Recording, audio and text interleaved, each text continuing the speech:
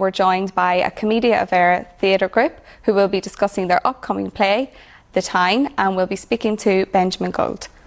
You're very welcome. Thank you very much for having me. And your theatre is based on a Commedia of dell'arte. What is Commedia dell'arte? Commedia dell'arte is a form of theatre that originated in Italy in the 1500s. It's the precursor and the forefather to a lot of modern forms of entertainment and theatre. Things like slapstick comedy. In fact, the word slapstick comes from a term that was used in Commedia dell'arte. Shakespeare was influenced by it. Pantomime comes from it. Punch and Judy shows come from it. So it's a form of improvised theatre, full of comedy, as the name suggests, and quite irreverent. It doesn't adhere to the social norms. It uses leather masks to afford the actors a form of anonymity that means that they can get away with saying things that they wouldn't be allowed to say otherwise. It was also improvised originally so that it could avoid censorship, which was another good reason to wear the masks. If you were saying something you shouldn't be saying, it's good to have a disguise. I believe you make your own masks, is that right? I do, yeah. Part of my training when I was in Italy was learning how to make the masks for Commedia dell'arte.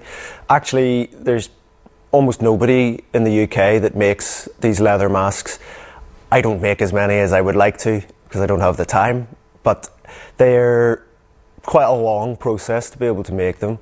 They use a lot of, you've got to form a mould, then you've got to put the leather onto the mould, you've got to let the leather dry, you've got to colour the leather, and you've got to put it together. And each one is quite characteristic for a different character. The masks are designed to represent all of the different people in society. So we have a mask that represents the servants, the people at the very bottom, the very poor people. We have masks that represent academics. We have masks that represent Venetian kind of merchants or just rich moneylender type people.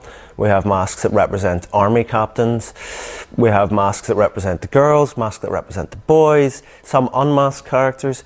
So there's a huge variety with the view to creating a diaspora of people that can represent everybody. So anybody could come to see the show and they'll see somebody that they recognise. Commedia Vera's theatre group, can you tell us more about the group itself? Well, I started Commedia Vera's in 2013. We started off in London. We put on our first production in London. It was a comedy version of Romeo and Juliet. It went down very well, but we decided that London's not really the greatest of places for making new work. It's a great place if you're already very established and you have a very strong link to the West End or something like that. But if you want to try and make something a bit different, it's very difficult to get a foothold and it's very expensive. So we decided that we'd be better off coming back to Belfast. And we moved back to Belfast about a year and a half ago. And since then, we put on the show The Tyne, and then we brought it back again for a Northern Irish tour this time round. And then we have a view to doing another show next year, hopefully. Yes, it is I, the mighty Cuchulainn, loyal Ulsterman, fearsome warrior, killer of foes, destroyer of armies, and bearer of psychopathic tendencies. It is I, the hero of Ulster, the biological anomaly. I'm the only boy ever to have been born before his own father. What? You know how I stand at a handsome 17 years old. Yes? The other day, my father crossed the road without looking both ways. He was nearly run over and killed. What happened? The driver shouted at him. You idiot, you! You must have been born yesterday! Don't worry. It's not the best joke in the show. Or the worst. I always enjoyed creating my own work, and while I was at university, I was always one of the people behind creating the pieces rather than necessarily just performing in them. I performed in them as well, but I was always a lead force in creating them. And when I went to drama school, I went with the intention of coming out and creating work. This style of theatre doesn't exist in Northern Ireland. For us, it's really important to try and encourage it at a grassroots level and to try and encourage people to think more about how they use their bodies on stage, not least of all because it'll make our jobs a little bit easier when we come to find actors. It's something that I think a lot of people don't think about. the body's supposed to convey about 70% of what you're doing, and you can tell what someone's thinking or how they feel just by looking at their body. But a lot of people that go into performing don't really think about that, they just think about what they're going to say. So we try to focus more on the physical aspect, because that's what makes it good to watch. If it's not good to watch, it might as well be a radio play.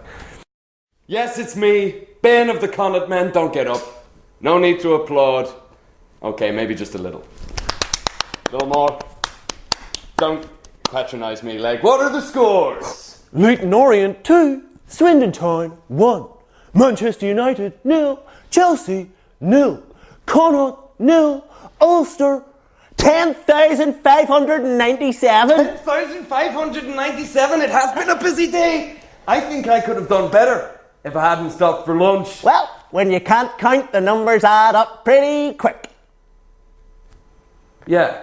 Well, who's next for the chop? Which arrogant, pompous, bottom boiler windbag will they be sending out next? Are you intending on fighting yourself, sir? What? Your play, The Tyne, is a well-known story for people growing up here in Ireland. Is there a new twist on it? You know, what can audiences expect from the play? They can expect a lot of comedy. It's very dense in humour. It's very dense in very different types of humour. We've got wordplay, we've got slapstick, we've got situational comedy. So it's, you know, I like to think that because it's so dense, you might not like one joke, but there'll be another one just behind it that you'll think is brilliant. And there's something in there for everybody. It's still got all of the basics of that story, and it still definitely keeps to the feeling of that story. Actually, that story is, because it's been passed down through the generations, the actual structure of it and the characters are quite loose. They haven't been set in stone like they might be in a modern novel.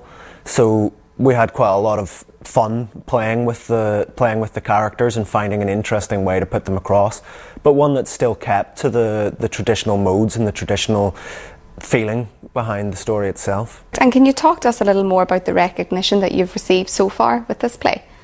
Well, we were very lucky in that we were asked to go and perform it at the International Theatre Festival in Milan, which the organiser, a guy called Marco Pernovic, was very, very happy with it. We were a little bit unsure, taking an Irish myth to Italy in an Italian style. Would they understand anything? It was still in English. Would they get any of the jokes? Would they like it? Would they think we'd ruined their style of theatre? But they seemed to love it. And actually, Commedia dell'arte there has sort of stagnated a little bit in some senses. And so doing something new with it and giving it that Irish twist and that Irish sense of humour, it meant that it had something entirely new and something that they could enjoy as well. Brilliant. And for people that are interested in going and seeing the play, where can they get more information? If they go onto our website, comediaoferrors.co.uk, they can find all of the information about the tour. We've got Belfast on the 6th in Cultureland. We've got Riverside on the 9th and the Barge down by the Waterfront Hall on the 8th and 10th of October. Brilliant. That's great. It was great talking to you.